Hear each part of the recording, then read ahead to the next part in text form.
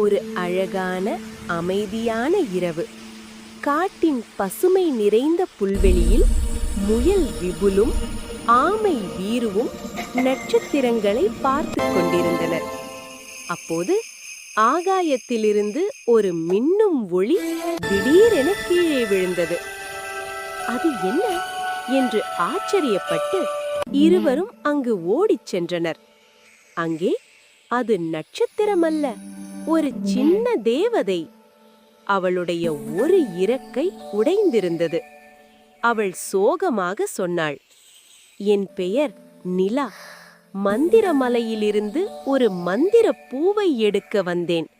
ஆனால் கீழே விழுந்து விட்டேன் என்று அவள் அழுதாள். விபுலும் வீருவும் ஒரு நொடி கூட யோசிக்கவில்லை. பயப்படாதே, நாங்கள் உனக்கு உதவுகிறோம் என்று அன்புடன் சொன்னார்கள்.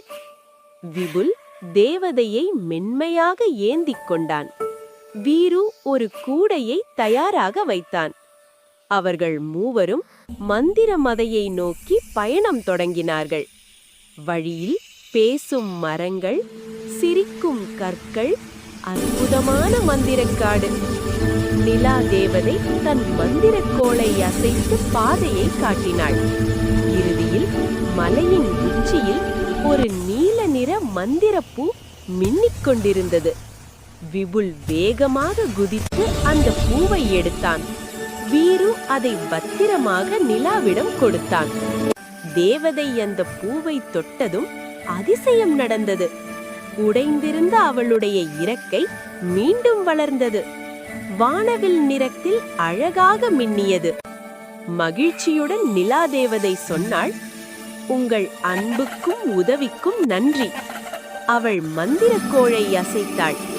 அந்த நொடியில் விபுலுக்கு நீண்ட தூரம் குதிக்கும் சக்தி, வீருவுக்கு மின்னல் வேகத்தில் நடக்கும் சக்தி கிடைத்தது.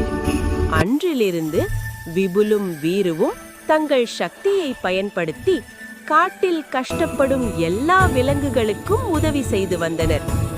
ஒவ்வொரு பௌர்ணமி இரவும் நிலா தேவதை வானத்திலிருந்து வந்து தன் நண்பர்களை சந்தித்து மகிழ்ந்தாள். நீதி: மற்றவர்களுக்கு நாம் செய்யும் உதவி ஒரு நாள் நமக்கே பெரிய ஆசீர்வாதமாக திரும்பி வரும்.